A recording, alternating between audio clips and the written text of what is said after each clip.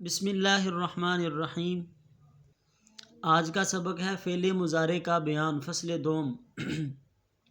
فعل مضارع معروف فعل ماضی معروف سے بنتا ہے۔ اس کے بنانے کا مختصر قاعدہ گردان کے بعد بیان ہوگا۔ اب آگے یہاں سے فعل مضارع کی گردان بیان کی گئی ہے، اور آپ کو معلوم ہے کہ فعل مضارع کسے کہتے ہیں کہ جس میں حال اور استقبال دو زمانے پائے جائیں۔ عربی زبان کی خصوصیت ہے کہ اس کے لیے حال اور استقبال دو زمانوں کے لیے ایک ہی صیغہ بولا جاتا ہے، ایک ہی صیغے کا انتخاب کیا جاتا ہے، اور اسے فعل مضارع کہتے ہیں۔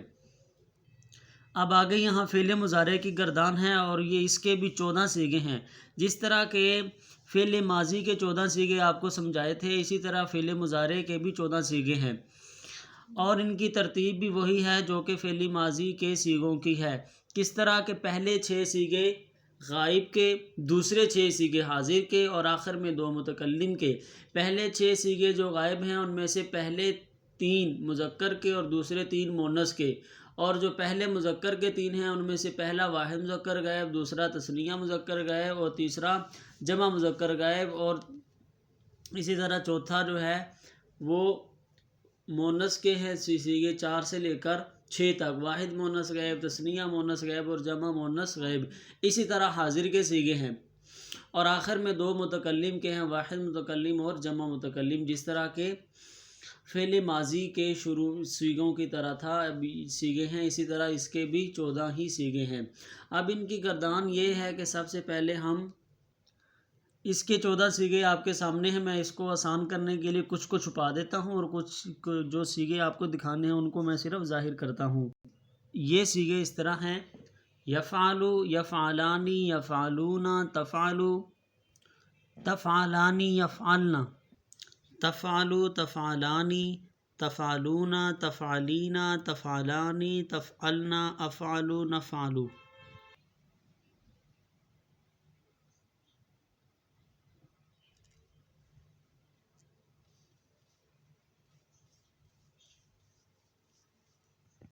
یہ تھی بحث اس بات فعل مضارع معروف۔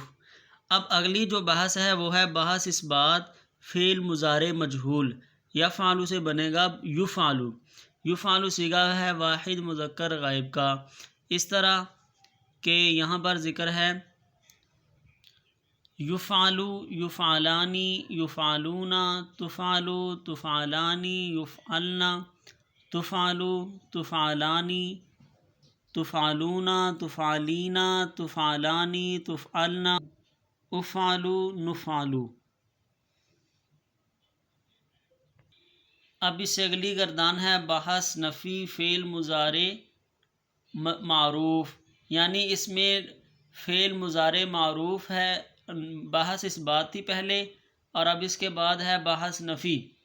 بحث نفی ہے، تو اب اس میں اس کے شروع میں فعل مضارع مثبت کے شروع میں لا لگا دیا تو مضارع منفی بن گیا۔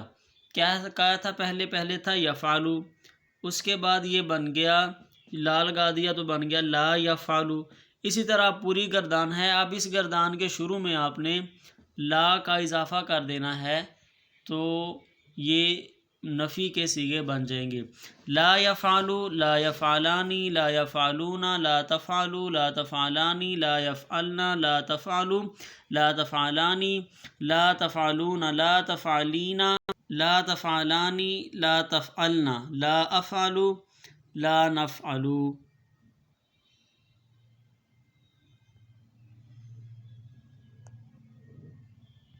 اب اگلی گردان ہے یہاں پر بحث نفی فعل مضارع مجہول: لا یفعل، لا یفعلانی، لا یفعلون، لا تفعل، لا تفعلانی، لا یفعلن، لا تفعل، لا تفعلانی، لا تفعلون، لا تفعلین، لا تفعلانی، لا تفعلن، لا افعل، لا نفعل۔